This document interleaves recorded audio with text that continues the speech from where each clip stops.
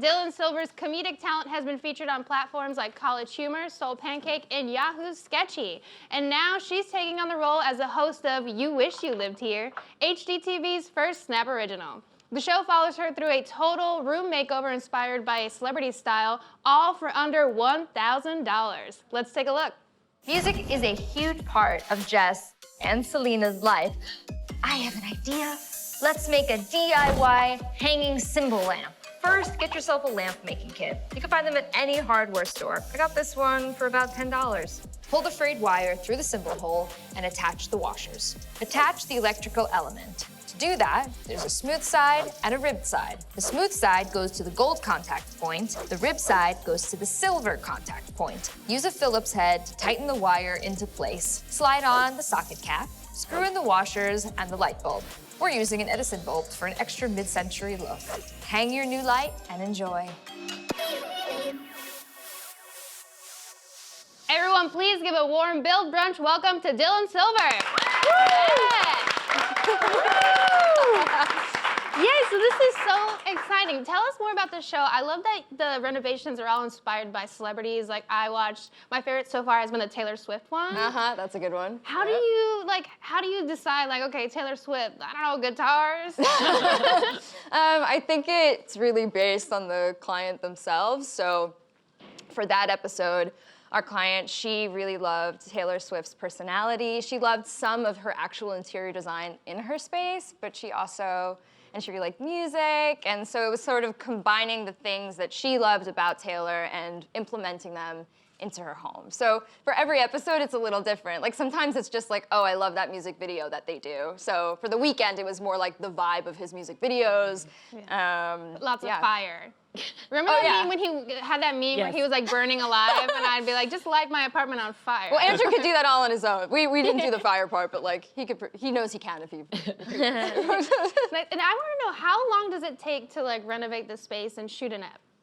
We do full renovations that you would normally see like in a half-hour show, but we do it in like I think 10% of the time a show normally is afforded. We do it in days. So yeah, it's a really, really fast turnover. We're a really small team. Yeah, it's lightning quick to the point where you're like, are we really doing this? And is it gonna, and it always comes together in like the last couple hours, and you just trust that everyone's working super hard. We all play different roles. Yeah, wow, super fast, yeah. And you're a part of so it's the first Snapchat original. So how does it feel to be a part of that? Is there a lot of pressure on you? It's the first Snapchat original for HGTV. Yeah, for HGTV. I think I just feel really lucky and stoked that I get to be a voice for the millennial generation. It goes beyond the millennials, but for those who can't buy a house and flip a whole place, or like you're a renter and you're like, I don't know how to make my dream place. You just kind of get despondent and you think you can't do it. And so our show empowers you to know that you actually can, it is feasible to have the place of your dreams on a budget, and we help you like, you know, foster ways to do that. So I'm pleased, yeah. Yeah, well, we're so excited for you. And how did you land that job? I landed the job. I know they'd been searching for a while. When they heard about me, I gave them an initial tape, like taking them around an apartment, showing them some things and talking about why I love DIYs. And then when I knew that maybe we were moving forward, I had this video, something I wrote was a finalist in the Sundance Labs this year. Cool. And when that happened, you had to make a pitch video. But instead of doing a generic, like, I'm gonna talk in front of the camera and like say why this is a cool piece, I went to the Santa Monica Promenade and like talked to strangers on the street and got them stoked about like the content of it. And so I sent them that video to sort of remind them like, I can make a stranger feel good, and I love people, and like that's very clever. Yeah. Oh, thanks. And there's an audience for this, yeah. Yeah, and that it's really about like, I think it's a vulnerable situation to be in when you're like, here's my place. It's, you know, not my favorite place right now, and I wanted them to know that I want to be there for those individuals, and then make them laugh like all the time. Yeah. Well, you mentioned DIYing. Like, what's your proudest DIY achievement to date? You know, I believe DIYs are incredible in the sense of like, like recently, like I got a shelf that I thought was not cute, so I sanded it down and gave it a fresh coat of paint. Like that's cool, but I think DIYing my life gives me more pride. Like, you know, help like learning how to change a tire, or like if I got locked out of my apartment, figuring out a way to get myself in, and you know, I feel like 2 things I do not know how to do. So, yeah, absolutely. like I picked the lock well. Yeah, I feel like Practical things. It's both. So yeah, yes, when I make something, I feel immense pride because I know I did it, and I did it in a way that I could afford to do it. But I think the whole concept goes kind of beyond, you know, the material too. Yeah. And on the show, we see you do like a lot of heavy lifting, like actual like construction work, like again stuff I do not know how to do. So did you have any experience of that before you started with the show? No, not much. I've used like hand tools, and I've done power tools a bit. Like in university, I studied acting and writing, and part of my scholarship was that you had to work in the shop, so you had to build sets. Cool. So that was, you know, we were doing that. What school was that?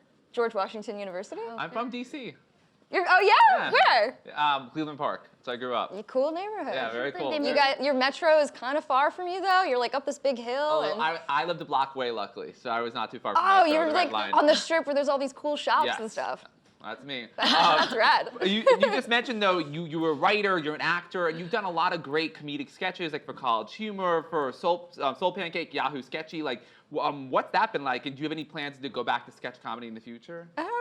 I would love to if you know if people are making stuff. I'm so down.